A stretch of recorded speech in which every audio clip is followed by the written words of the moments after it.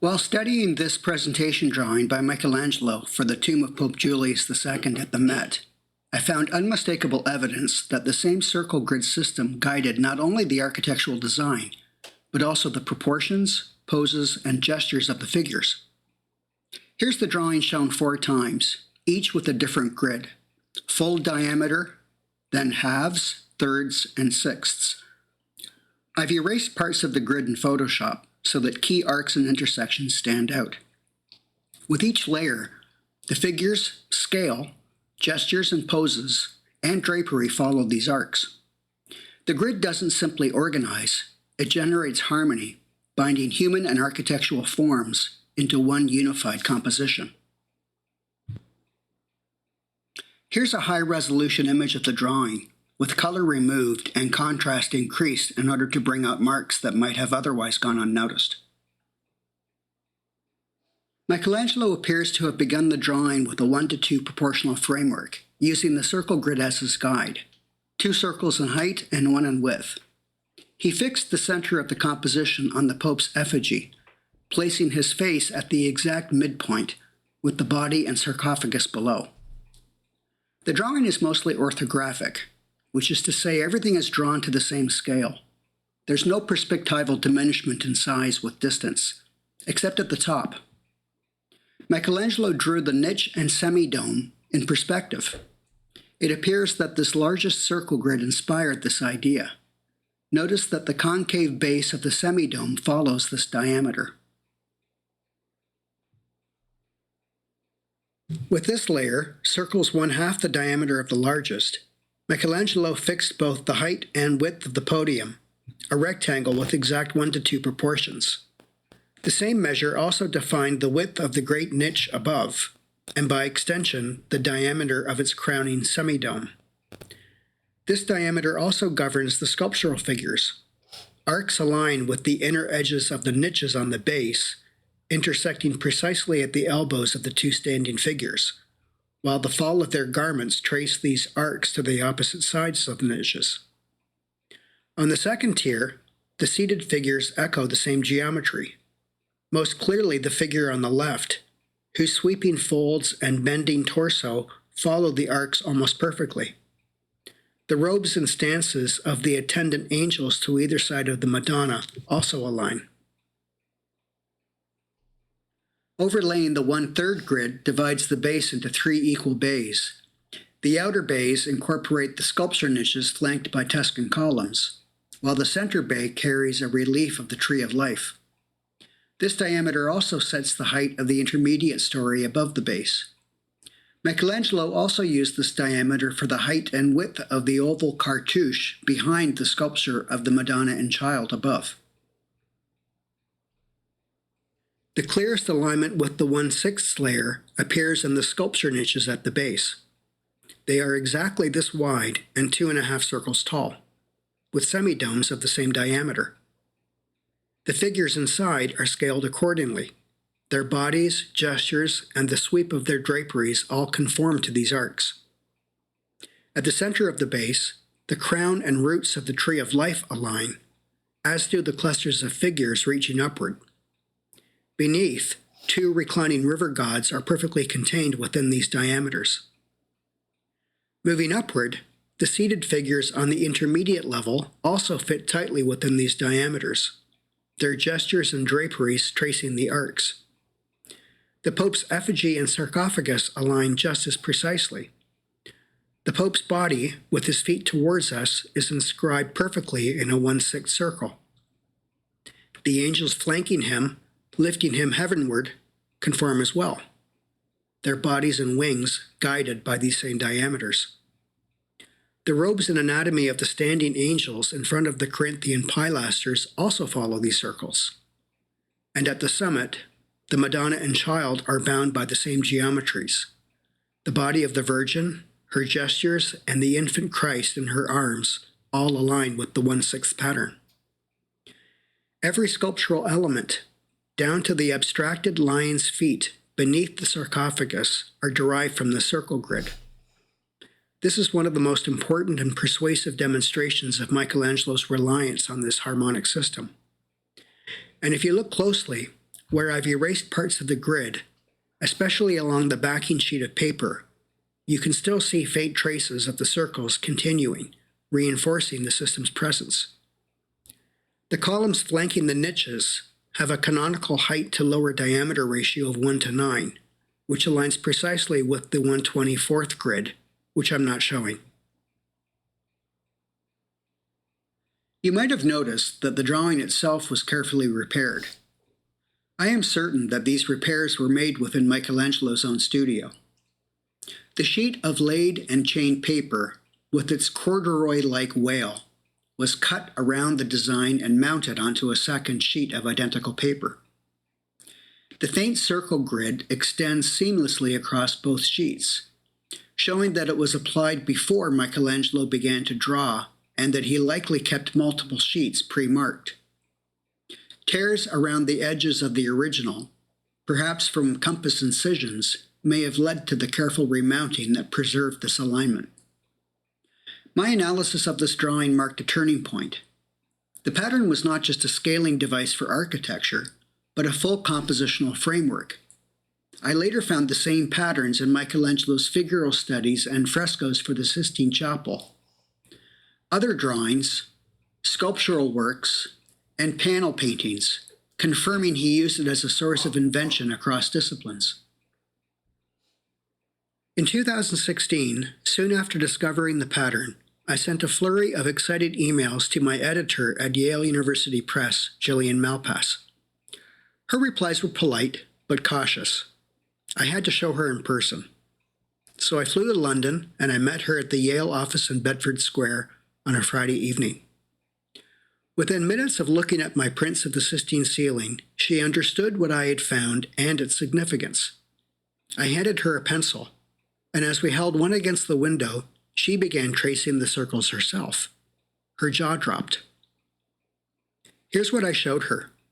Michelangelo's Deluge, the large rectangle below, and the Drunkenness of Noah above it in the Sistine Chapel. I explained how the grids emerge once you mark key datum lines. In Renaissance Rome, the unit of measure was the palmo, about 22 centimeters. The Sistine Chapel itself measures 180 by 60 palmi, a 1:3 proportion, and is divided into 6 bays of 30 palmi each. From these dimensions, Michelangelo derived his circle grid diameters: 60 palmi, 30, 20, 10, 5, 2.5, and 1 1/4 palmi. I limited my demonstration for Gillian to a single layer, the 5 palmi circle grid, since this is the scale at which the alignments between the composition and the circle system are most clearly visible. The clearest evidence of the 5 palmo circle grid appears in the pair of circular medallions or rondelles that flank the Drunkenness of Noah. Each is exactly 5 palmi in diameter, and identical rondelles frame every minor Genesis scene on the ceiling from one end of the chapel to the other. From their edges and centers, I extended yellow freehand lines across the fresco, both horizontally and vertically. I also marked and extended the horizontal and vertical center lines of both the flood and Noah scenes, and in the flood, the horizon line where water meets sky, the shoreline in the foreground, vertical lines from the sides of the ark, and a horizontal from its roof. As you can see, these datum lines begin to form a coherent 2.5 palmo grid, which in turn reveals the figures and structures derived from the 5 palmo circles and arcs.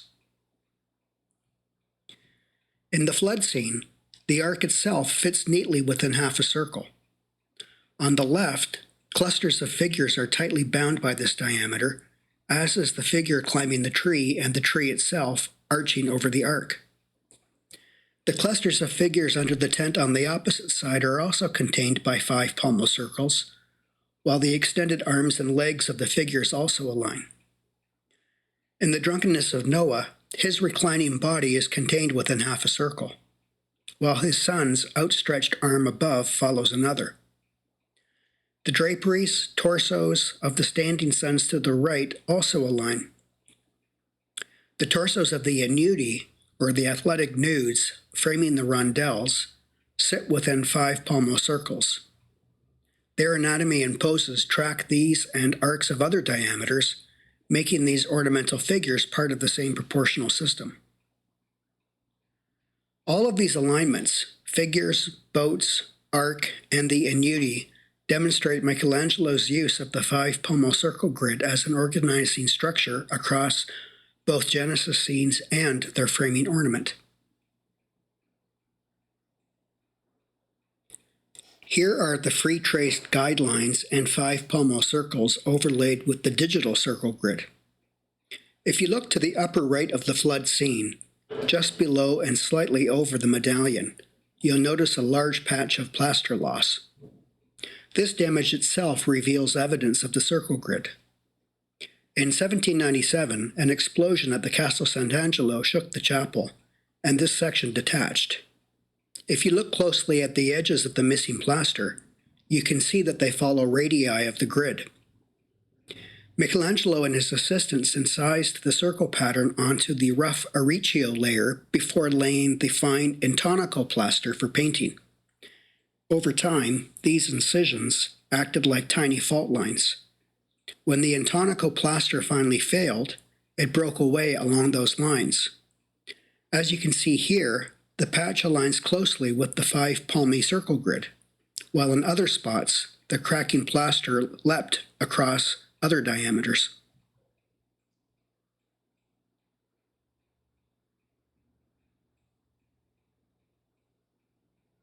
After drawing the guidelines and letting Gillian find some circles on her own, she asked, rather incredulously, how could he possibly be the first person to notice this in 500 years?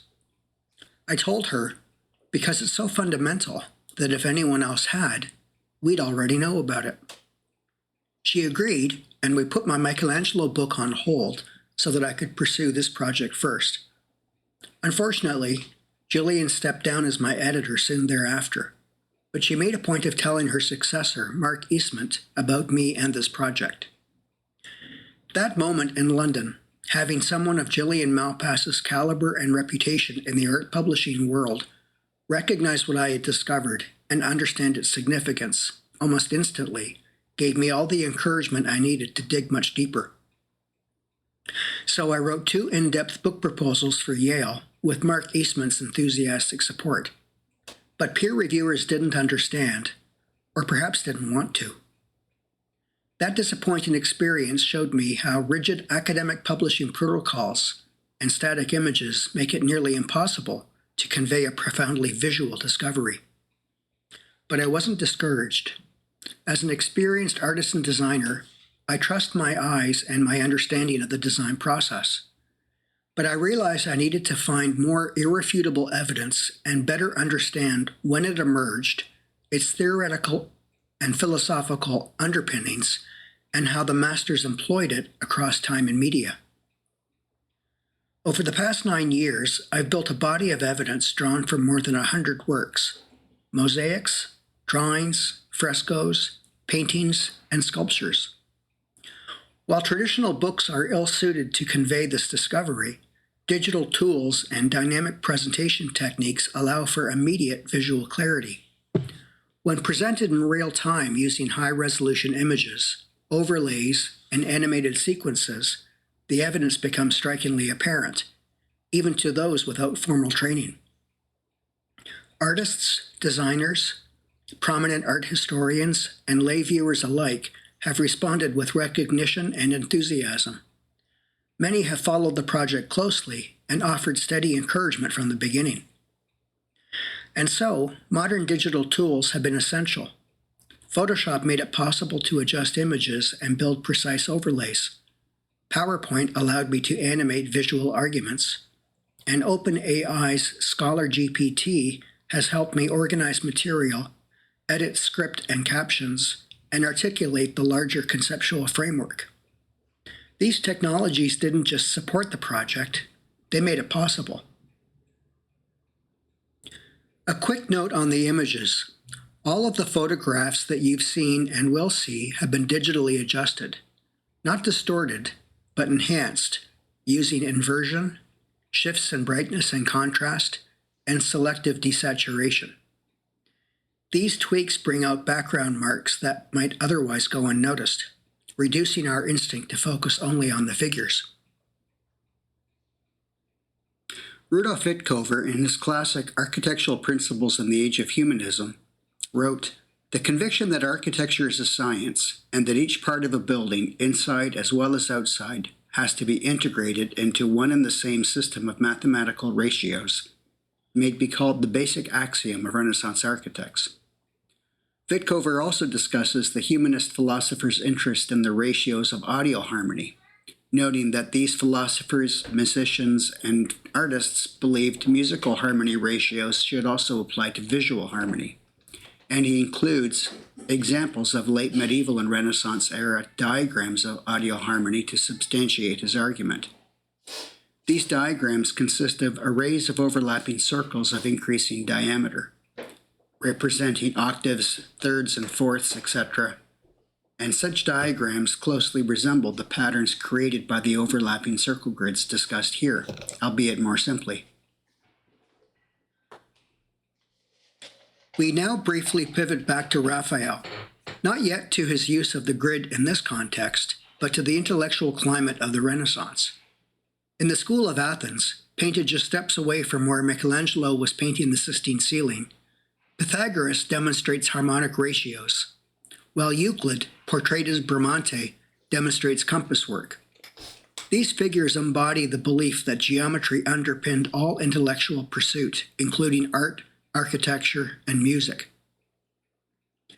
The School of Athens and Raphael's other works will be the focus of future videos. Its sheer scale and complexity preclude a full treatment here, although you may already sense the pattern in the frescoes' arches, lunettes, vaults, and in the clusters of figures arranged within its geometry. How were these patterns applied to these various surfaces? Large beam compasses or simple string and stylus setups could inscribe the widest diameters for frescoes. For intermediate circles, adjustable compasses were likely used, sometimes with specialized attachments, one of which I'll show shortly. Smaller grids may have been applied with a stamp, template, embossed roller, or in the case of drawings, pressed directly into the paper during manufacture. Patience was essential. In the Renaissance, patience and craft were inseparable. To modern eyes, covering a sheet or surface with geometry before drawing a single figure might seem excessive. But for them, careful preparation and repetition were the foundation of great art. Remember, Leonardo spent nearly 4 years on the Last Supper, Michelangelo as long on the Sistine ceiling, and another 5 years on the Last Judgment. The rhythm of creation was one of endurance, precision, and pride, not measured in weeks, but in years. The compass as philosophical instrument. In his Life of Michelangelo, 1553, Asciano Condivi attributes to Michelangelo the creative pronouncement, "It is necessary to keep one's compass in one's eyes and not in the hand, for the hands execute, but the eye judges." This statement is enlightening for 2 reasons. Without qualifiers or context, his mention of the compass in such a broad directive suggests that it was a fundamental and widely used tool for many artists, if not for himself. It's easy to assume that Michelangelo's use of the term compass was metaphorical, referring more generally to the application and use of a proportioning system that the artist might have drawn or measured with either an actual compass or set of dividers. Yet physical evidence shows that Michelangelo did, in fact, use compass-drawn geometries. Pinhole marks, scoring lines, and circle grids survive beneath many of his works. What emerges is not a contradiction, but a balance, intellectual rigor combined with visual intuition, the very essence of Renaissance ideals of harmony and proportion. While studying Michelangelo's anatomical drawing of recumbent legs in the Ashmolean Museum, I noticed faint arcs of tiny holes across the surface. At first I thought I was imagining things, but the patterns were just too regular, and in places, charcoal dust had settled into the holes, making them clearer, especially around the legs. Not long after, I discovered this beautiful bronze compass in the Galileo Museum in Florence, allegedly belonging to Michelangelo himself. One attachment was a small wheel with serrated teeth, circled here in red. It resembles a pouncing wheel, used to transfer contours from one surface onto another. But here it was clearly designed for a compass, its sole purpose to inscribe perfect circles and arcs, leaving little trails of holes. Because the circle grid system relied on arrays of circles, a drawing could easily be scaled to any size. A circle is always a circle, regardless of its diameter. This meant a small chalk study such as this could guide a fresco spanning several meters. The grid fixed pose and placement, yet on the fresco surface, Michelangelo could still adjust gesture and movement. The pattern was a guide, not a straitjacket. Here's the digital 5-palmo circle grid overlaid on the drawing. When we slowly fade back to the unmarked sheet, your eye will retain the pattern, which helps you perceive fainter trails that weren't initially visible. Look at the top edge of the sheet, just to the right of center, and you'll see 2 descending digital arcs. The arc swinging down and to the left aligns precisely with the trail of holes, passing over the raised knee and shin, and then leveling out in line with the waist of the figure. Michelangelo aligned the pose and form of the figure's left leg and shin with the concentric arc directly below, to a crossing point right at the heel of the same leg. From there, we can see another trail of holes swinging up and to the left. The superimposition of one layer of digital circles also sharpens your visual acuity, bringing to light other arcs and circles of larger and smaller diameters. Once you see the circles, you can't unsee them.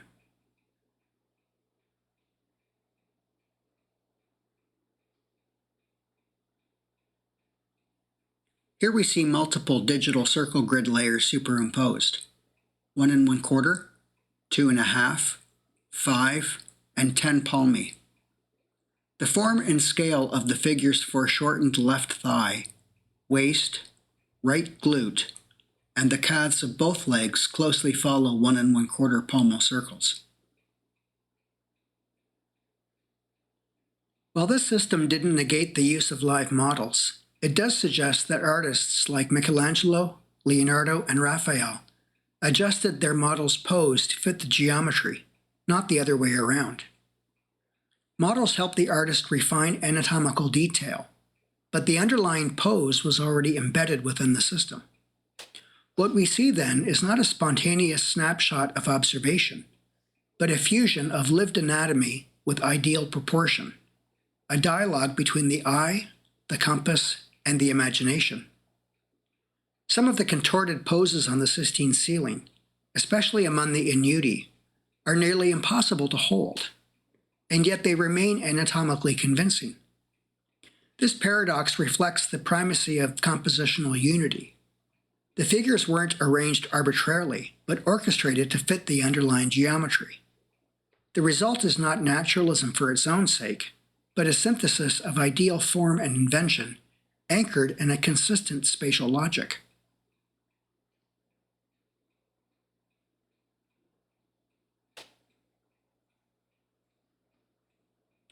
Here is the figure on Michelangelo's Last Judgment fresco for which the Ashmolean drawing was a study. He obviously changed the pose. However, the scale and relative location of the figure's waist and hips has not changed. Michelangelo has simply lowered his right leg.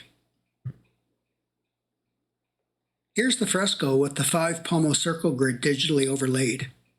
Although the pose in the Last Judgment figure differs from the Ashmolean study, both are governed by the same circles. Because the geometry was incised onto the wall itself, Michelangelo had the liberty to adjust the figure's posture during painting without losing compositional and proportional coherence. The figure is tightly contained within the arcs, with key compositional anchor points falling directly on intersections. The bend of the left elbow, resting on the thigh, coincides with an intersection that also marks the waist, while the forearm rises in precise alignment with arcs springing from that point. The left thigh follows one of the circles closely, and the drapery winding around both shins tracks the same arc downward towards the foot. Higher in the figure, the right elbow is raised just above a circle adjacent to the one that anchors the left elbow, and the forearm of the right arm follows the circle sweeping upward towards the face. Even the dangling leg to the right conforms to the system, its foot landing on the same arc that fixes the elbow and hip of the central figure. Surrounding figures and draperies reinforce the geometry as well, their limbs and folds consistently tracing arcs at the 5-pommel grid. These forms are not merely placed against the geometry, but appear to emerge from it. Here are the 1 1/4 and 2 1/2 pommel circle grids over the figure. As in the Ashmolean drawing, the waistline, hips, and other anatomical details align precisely with the 1 1/4 pommel circle grid. The figure's knee, foreshortened thigh, and hip occupy identical positions observed in the Ashmolean study. Here's the Ashmolean drawing slowly overlaid on the fresco.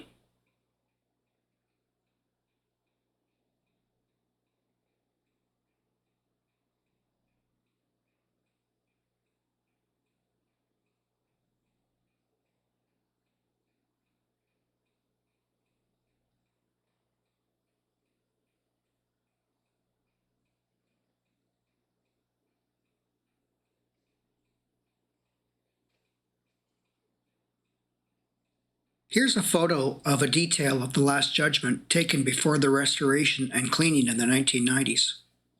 Towards the left edge, we see visible flaking of the fresco surface. Strikingly, this pattern of deterioration follows radii of the circle grid, often in the form of trails of holes or indentations, unintentionally revealing Michelangelo's original compositional scaffolding through the wear of time. These compass marks are easy to distinguish from the whitish scars that separate the figures, which are the seams between giornate, or one day's work and the next.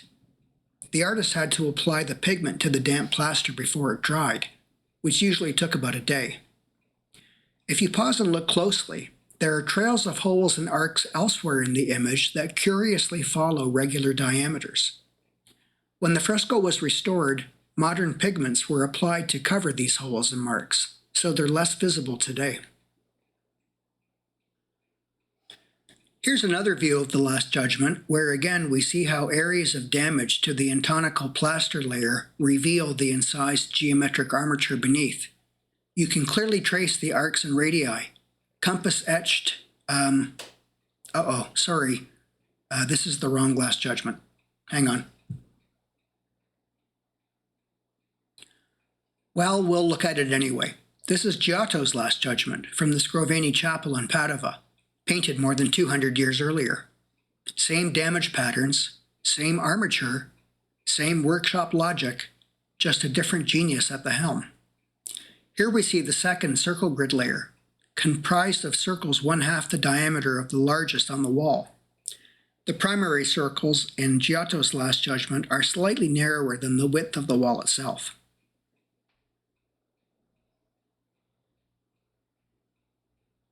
Giotto used a binary sequence for the circle grids in the Scrovegni Chapel, with ratios of 1, 1 to 2, to 4, to 8, to 16, and to 32. Here's the fourth layer.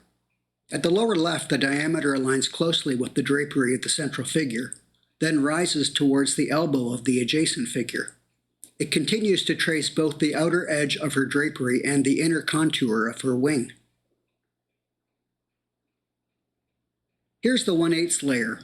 Notice how the group is contained within these circles and how closely the folds of their draperies follow the arcs, especially the drapery falling from the knee of the central figure down to her right foot in the lower left corner of the image. To the right, The sleeve of the next angel also tracks the same diameter, with both the outer edge of the sleeve and the concave and convex arcs of her wing aligning perfectly. And at the intersections of the circles, you can still see the compass anchoring holes.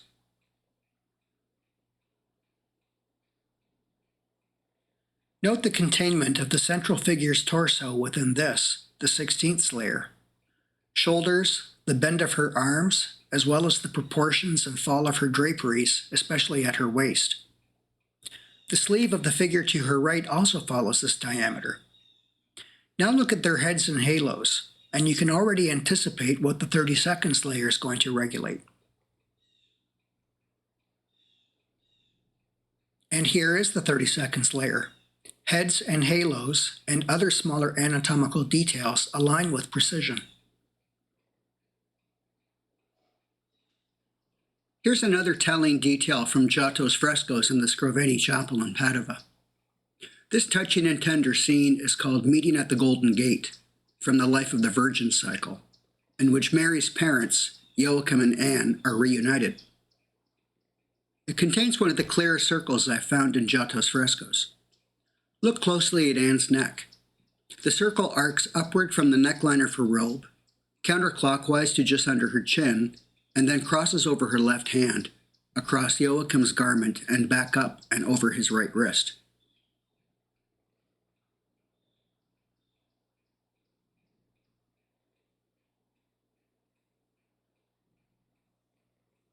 This isolated circle helps us understand how artists use the technique. Unlike others we've seen, it doesn't directly correspond to any key element, at least not at first glance. It cuts across Joachim and Anne's necks and hands in ways that don't align with their forms. However, now that it's highlighted, we do see it aligned with the lower edge of Joachim's sleeve, and that's precisely why we lose sight of it there. It reminds us that these circle grid layers were applied across the entire field of the fresco. Remember, this was a working armature initially laid down on paper. The artist used it to develop ideas and resolve the composition before transferring it to the wall. Only certain arcs and circles were consequential to the final design. And only rarely do we see perfectly circular elements tracking diameters like the halos in the previous Giotto slides, the chariot wheels and the border pattern in the Dionysus mosaic, or the tapestry in Raphael's Madonna Enthroned. More often, forms within compositions flow seamlessly from one diameter to another. The rest of the grid sat in reserve, guiding the eye, offering reference points, or allowing for mid-process changes, just as Michelangelo did in his Last Judgment. This system wasn't about isolated coincidences. It was about maintaining a consistent geometric field beneath the entire composition. Practically speaking, it was easier for the artist and assistants to apply the full pattern to the surface than to mark only the consequential circles. Remember how the pattern was applied in the Dionysus mosaic, with a compass, recursively, from the largest diameters to the smallest. This is also a reminder that even when the circles don't directly map onto a figure or architectural form, they still contribute to the harmony of the whole. Think back to the Dionysus mosaic, where even the tesserae of the blank background echo in the geometry. Or, as we'll soon see in Caravaggio's Basket of Fruit, where even cracks in the paint follow the arcs beneath. In these cases, nothing becomes something. The background itself participates in the pattern. Our eyes register it, often subconsciously, as part of the larger harmony. The entire field is activated by the geometry, not just the places where forms align. And let's not forget, these artists believed that geometry and proportional relationships were the path to beauty. We cannot project our own contemporary philosophical ideas about beauty back onto their work, nor can we fully comprehend their understanding of the word patience.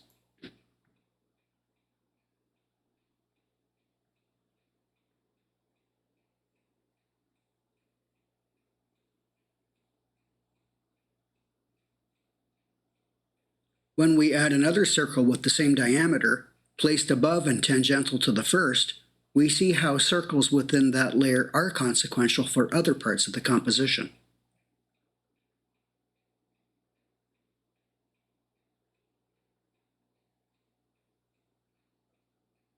Another circle from the same grid defines Joachim's halo.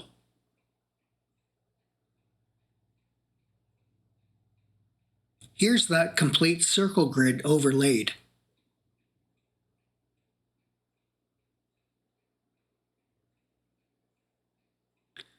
Have a look at the left edge of this image, and you'll see what appears to be a random scratch, about 1/3 up from the bottom.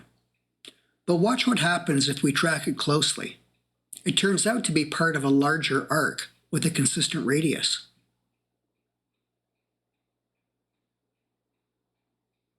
It's one segment of a circle that is 4 times the diameter of the one we just found.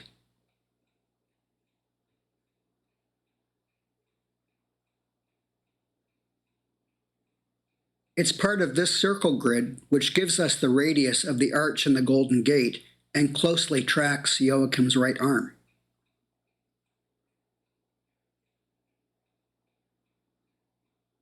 Here, we superimpose both circle grids onto the detail of Joachim and Anne's embrace, literally drawing them together. In many of Giotto's frescoes, the shape of eyes is strikingly consistent, almond-shaped and elongated horizontally. These eyes have a stylized clarity, almost schematic in their outline, that contributes to the iconic expressiveness of his figures. In this particularly compelling instance, an arc passes directly across Anne's eye. This precise alignment suggests that the distinctive shape is both a stylistic choice and a response to the arc of the grid, a subtle but telling convergence of form and structure. Giotto used the same circle grid logic at both the scale of the individual figures and the architecture of the entire chapel. On the end wall above the entrance, the Last Judgment is organized by a primary circle grid just narrower than the wall itself. From there, the geometry unfolds in a binary progression.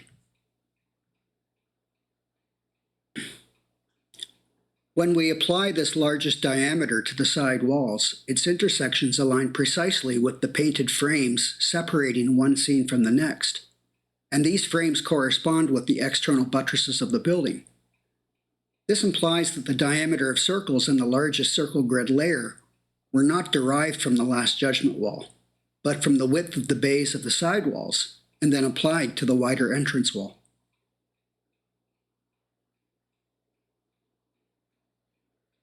One last telling detail in Giotto Scriveni Chapel. Here, the circle grid isn't only visible in the composition of the Last Judgment or the wall cycles. It's written into the very damage the fresco has suffered. Notice how the flaking appears mostly in the backgrounds. That's because Giotto applied the deep ultramarine skies a secco on dry plaster rather than buon fresco. This ultramarine pigment derived its color from a very expensive stone, lapis lazuli, which loses its intensity when applied a fresco onto damp plaster. So, Giotto applied the pigment a secco or onto dry plaster. Over time, the compass incisions beneath acted like fault lines, guiding where the plaster or pigment would eventually detach.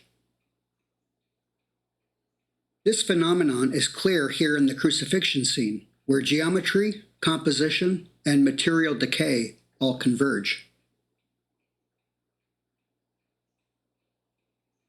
Here we see the second circle grid superimposed. These circles, half the diameter of the largest, anchor the entire scene. The central vertical axis aligns perfectly, while the horizontal bar of the cross, the gestures of the angels in the corners, and the fall of draperies between the figures to the left and right, and even the slope of the ground all follow the scaffolding. And this isn't an isolated case. The same system governs other scenes in the chapel. This larger grid links every composition not only to one another, but to the chapel's architecture itself. Despite the painted frames that divide them, each fresco resonates geometrically with the next, binding pictorial space to the real three-dimensional space of the chapel. What seem like separate images at first are in fact parts of a single unified vision.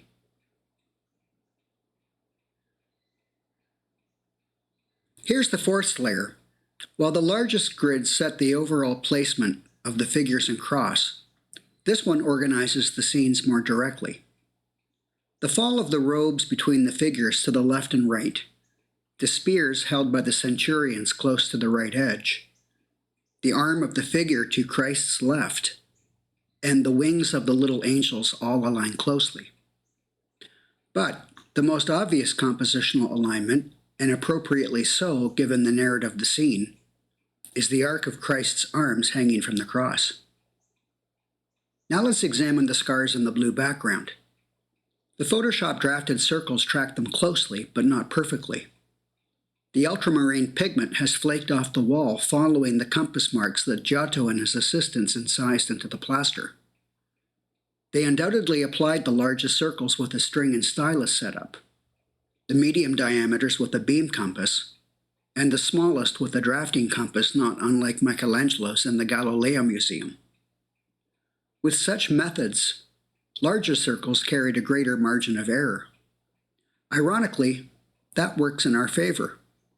If the incisions had been as precise as these digital overlays, we might not see them so clearly today.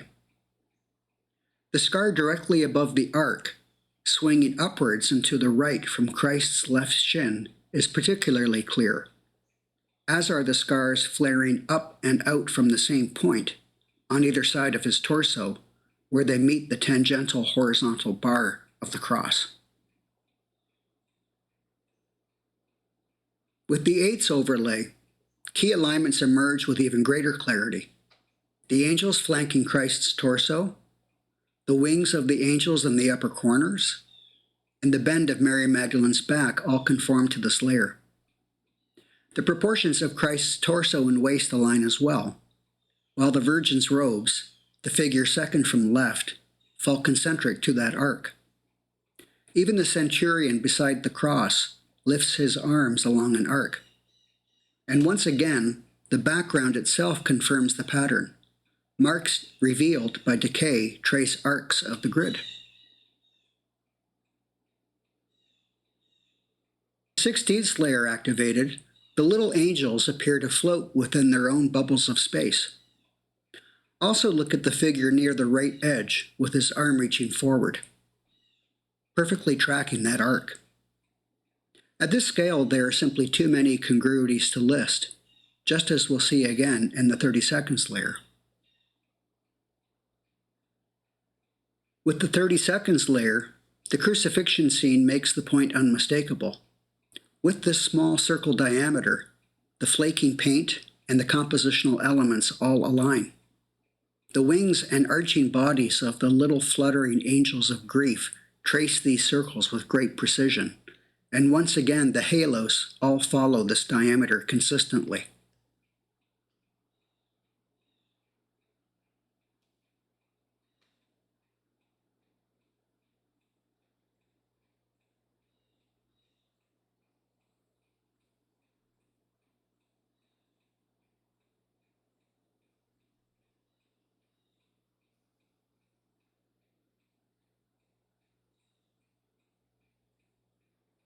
It's striking that the same kind of flaking appears not only in Giotto Scrovegni Chapel, but also in damaged areas of Michelangelo's Sistine frescoes and Leonardo's Last Supper. In Giotto and Leonardo's cases, the a secco passages failed over time, exposing the plaster beneath. But that loss reveals something invaluable: the compass-drawn geometry incised into the surface itself. Ironically, what at first looks like damage turns out to be evidence, a direct glimpse of the working system beneath the paint.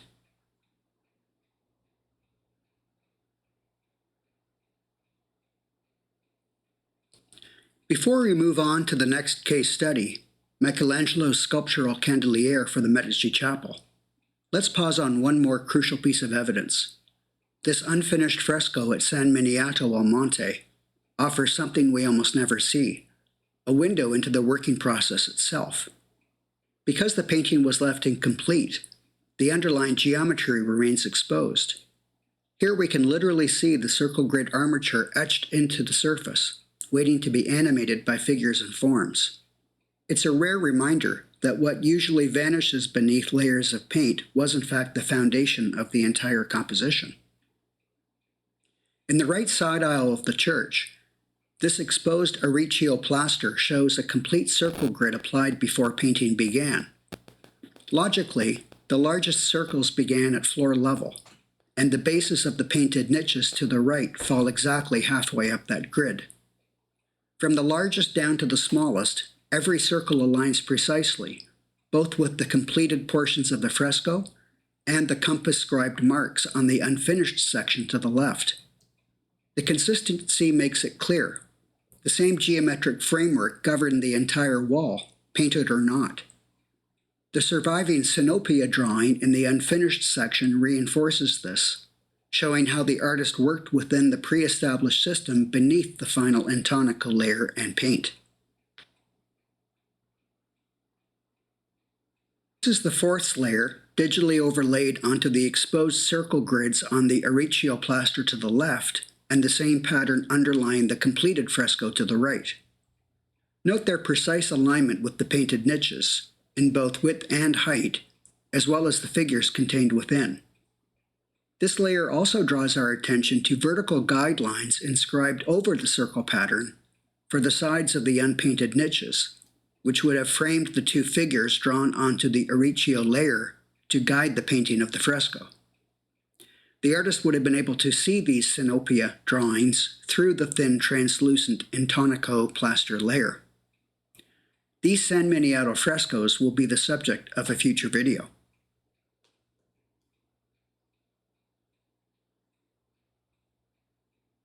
Here's the fresco once again without the circle grid. Now let's turn to Michelangelo's sculptural candeliere, or candle base, in the Medici Chapel in Florence.